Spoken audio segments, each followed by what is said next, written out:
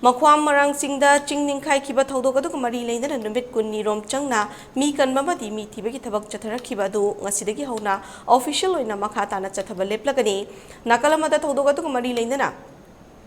Northern Frontier Railways None District Administration amadi Makuam Village Authority ki marakta wafam kharada yanaba purakre in a memorandum of understanding among asi Chief Minister Secretary Chief Minister and Manipur amadi Relief and Disaster Management gi Minister Wangbong Nimai ki mangda sign tounakre Memorandum of Understanding sign tounabadu kamari leinana Chief Minister Secretary ta pangthokiba pau ki mifam amada Chief Minister and Manipur haikibada Marangchingda ching ningkhaikhiba gi thoudokka du mioi taraga nipan kan bangam ki aduga humpu mathoi amana laikhidre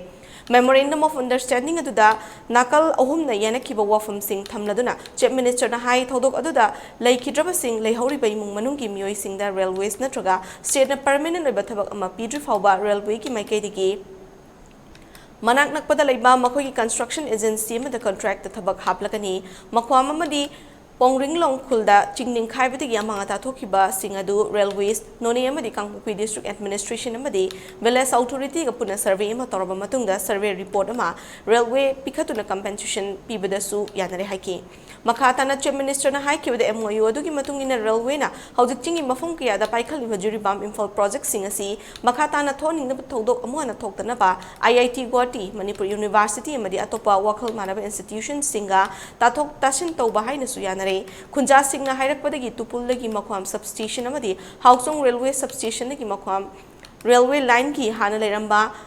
nomenclature state government ka tanaraga hangdoklagani masigi mathakta ching ningkhaibada laikhitraba sing mioi singi leihoriba machahong ki graduate loidre fauba makhoina larik tambada changba fees amasung Railways na angang sing adugi bank account sing da hapaloina makhoibu rank pangda leiriba residential school da Thambadasu nakal ahum na yanare haiba wafam su Chief Minister na media ki mangda thamke ngasi MOU adu Northern Frontier Railway ki Chief Engineer Sandip Sharma Makuam Village Authority ge Chairman Lanrangdung Gondamai amadi None District DC ki Haulian Lan Gaiti ahum ki marakta sign taunaki oinadi ngasi sidagi ekhoi hairiba laibak thiba thamduksida laikhidraba mioi sing asi punnu mioi humpu ma thoi si laibak thiba thodok sida laikidre haina logo loinana aikoi government ge side gi laikhidraba sing amadi asokpa sing da tawhum thokpa government ge thabuk sing ado taunana ba aikoi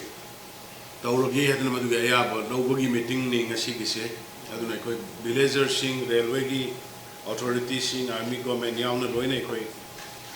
MOU ma Memorandum of Understanding haipatare aigi presence ta akoi masidaida yanaba ma purakna badagi ai media gi sinausin kaujabani yanaiba point si Memorandum of Understanding between North Frontier Railway None District Administration and the Makhuam Village Authority in the presence of the Honorable Chief Minister of Manipur Shri Honorable Minister Relief and Disaster Management Shri Wangbong Nimai and Honorable Heritage Committee Chairman Shri D. Fugamai presents.